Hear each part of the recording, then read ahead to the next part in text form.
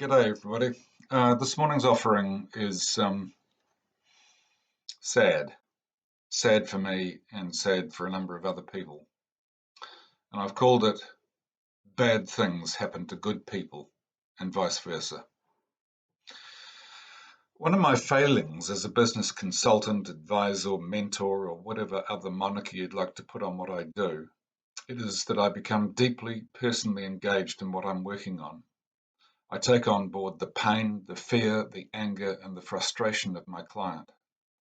I feel the urgency of making things happen, and I often stand in for the client when they don't feel up to taking a call or a meeting.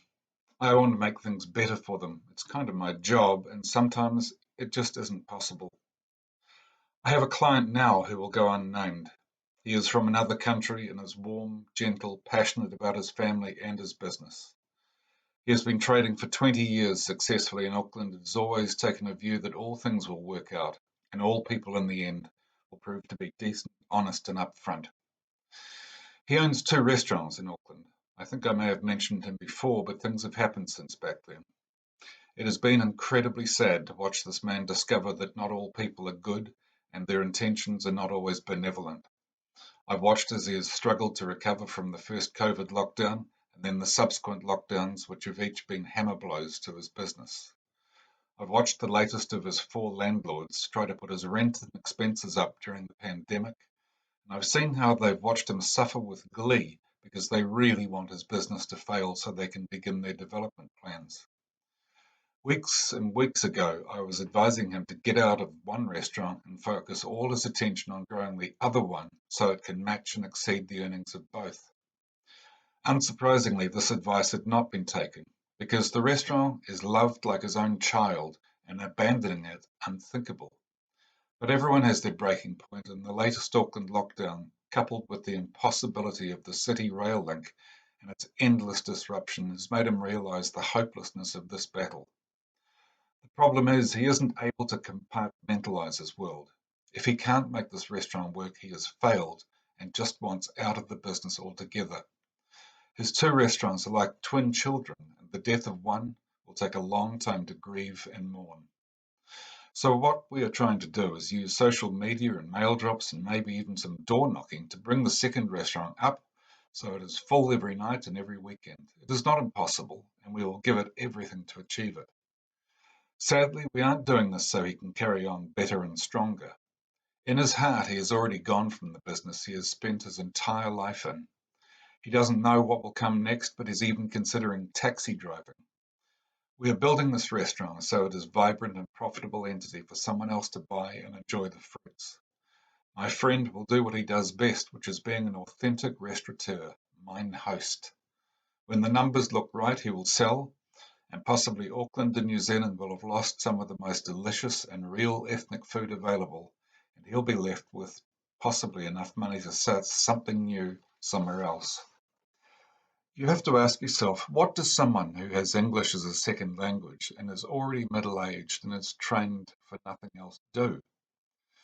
This was a business and a situation where I really wanted to make a difference. In the end, I failed.